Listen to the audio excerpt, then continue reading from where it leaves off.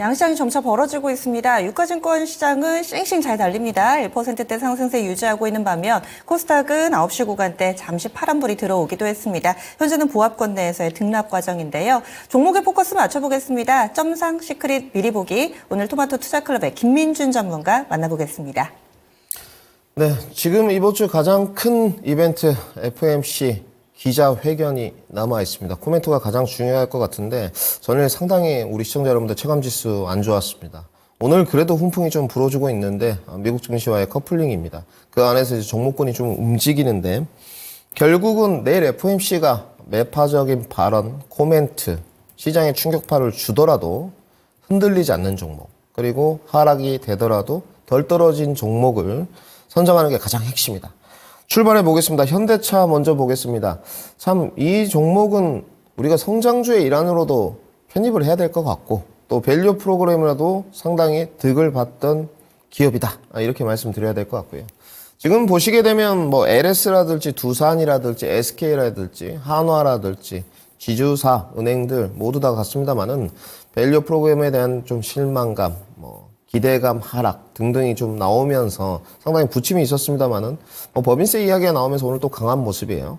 자, 현대차 주가 차트 모습을 보시게 되면 참 궁금한 게 25만 원 이제 돌파를 해서 안착할 수 있느냐. 저도 이 종목을 좀 추천을 드려봤었는데 저는 우선 일단 마무리를 좀 지었습니다. 이 밸류 프로그램에 대한 실망감이 있어서.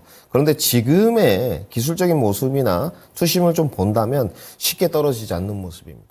결국은 전방산업이 그렇게 좋지 않은데 결국은 현대차가 성장주의 일환 플러스 밸류 프로그램의 수혜를 좀 보고 있다. 이렇게 봐야 될 것 같고 역시나 중요한 부분은 23만 원 갭 부분입니다.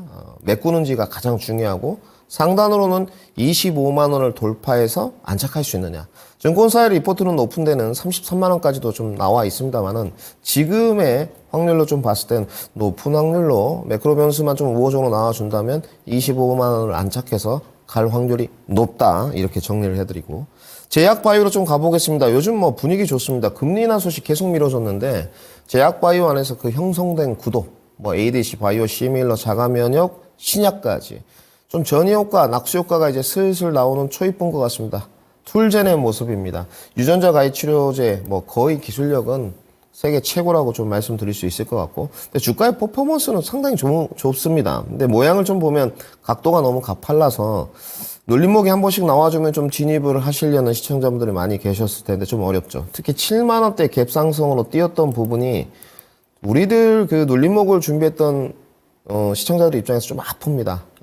오늘 제가 봤을 때 또 지금 양봉 플레이가 이루어지고 있습니다만은 만약에 8만 원대 강하게 좀 지지가 이루어진다면 기술적으로 매매 관점은 좀 유효하지 않겠나.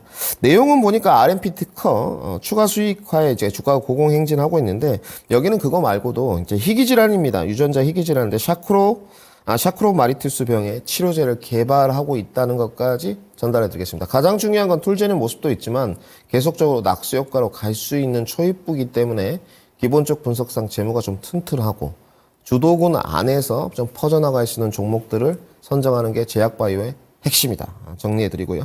비만으로 좀 넘어가 보겠습니다. 요즘에 비만도 또 핫한데 일단 비만의 대장주는 한미약품을 좀 봐야 될 것 같은데 가장 뜨거운 종목 한국 BCNC입니다. BNC인데요. 지금 주가 차트 모습 보시게 되면 참 그 기관 행보를 4,000원대 하고 나서 6,000원대도 조금 기관 행보 그리고 오늘 시세 분출 또 하고 있습니다. 거래량이 좀 동반되면서 주가가 올라간다는 모습이 좋은 것 같은데 이제 국내 비만 치료제 그리고 이제 GLP-1의 작용제가 부각되면서 주가는 좀 불을 뿜고 있습니다. 물론 그 밸류나 실적 부분을 좀 비교했을 때는 과열인 건 맞습니다만은 지금은 종목들이 쏠림 현상이 있기 때문에 확실하게 포커스를 정해야 됩니다. 내가 바닥권에 있는 종목을 사서 분할 매수를 해서 매직 관점으로 해서 접근할 건지 따라가는 종목으로 눌림목 공략을 할 건지 그 안에서도 트렌드는 벗어나면 안 된다는 것을 증명하는 것 같고요. 자, 게임주로 좀 넘어가 보겠습니다. 그동안 이제 그 주도주가 좀 쉬니까 틈바구니를 좀 파고드는 게 게임주인 것 같은데 일단 그 투심 자체는 그렇게 좋지는 않습니다. 근데 이제 저가 매수 반등 플러스 그리고 요즘에 비트코인 가격들이 뭐 조금 어제는 많이 떨어졌습니다만은 고공행진을 하다 보니까 뭐 블록체인 그리고 가상화폐 이야기 나올 때마다 좀 등락 과정이 있는 위메이드 상당히 시세 분출이 좋습니다.